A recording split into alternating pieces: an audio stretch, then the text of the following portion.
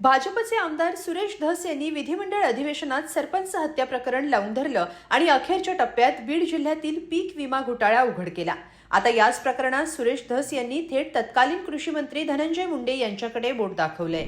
जर संपूर्ण महाराष्ट्रामध्ये पीक विमा भरला आणि त्याचे पैसे मिळाले, थोडं तिरकं नाही ना, 8,000 कोटी रुपये समजा राज्य सरकार आणि केंद्र सरकार जर एका वर्षाला शेतकऱ्यांना देत असेल आणि त्यातले 2-2 हजार कोटी 3,000 कोटी रुपये हे जर असे CSC सेंटर वाले आणि परळी तालुक्यातले माननीय जे साहेब 1,42,000 निवडून आलेले आहेत त्यांचे लोक असतील तर मला वाटतं हे आता फार झालं।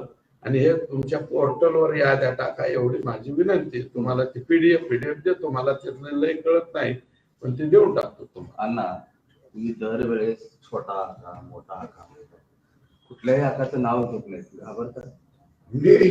मी सांगितलं ना अगोदरच, मी घाबरत कोणालाच नाही म्हणून।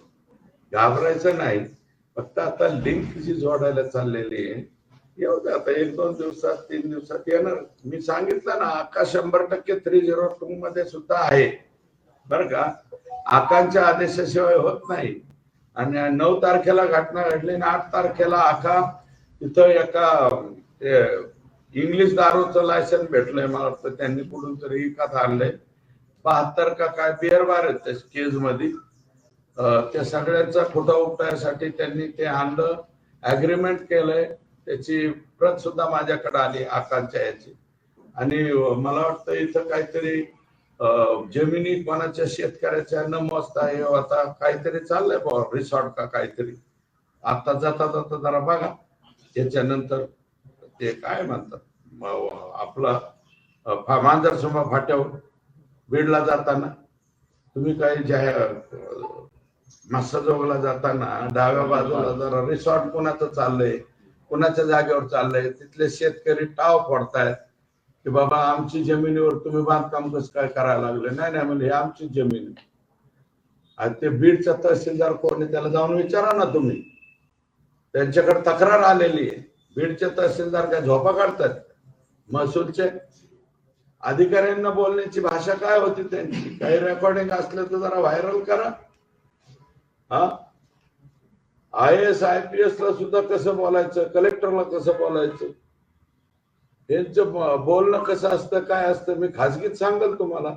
याच्यावर बोललं तर बीड जिल्ह्यामध्ये असले काही लोक बोलत असतील। पण पालकमंत्र्यांच्या बाबतीत मी म्हणलं ना, माझी पालकमंत्र्यांच्या बाबतीत की त्यांना एखादा मित्र शिल्लक राहिलाय का? त्यांच्या जवळचे कोण माणसं जवळ राहिले? आणि जे खासदार झाले ते बी त्यांचेच मित्र होते ना, सख्या भावासारखे राहत होते, कसं काय गेले ते दुसऱ्या पक्षात?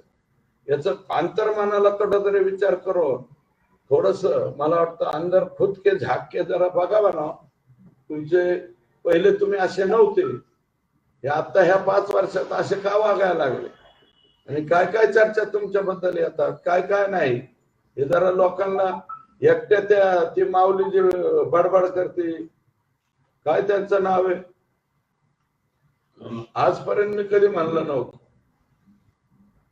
ते बीड मध्येच राहतात मला वाटतं। आणि पिस्तुलाच्या लायसनीला शिफारशी कोणाच्या आहेत? अरे लक्ष्मी पूजनाच्या दिवशी गाड्या पुसताना वर गोळ्या हातात तुम्ही। धागेदोरे जुळवले जात आहेत असं सांगत सुरेश धस यांनी धनंजय मुंडे यांना इशारा दिलाय का, अशी चर्चा आता सुरू झाली आहे। तुम्हाला याबद्दल काय वाटतं ते कमेंट बॉक्समध्ये नक्की लिहा आणि lokmat.com ला सबस्क्राईब करा। धन्यवाद।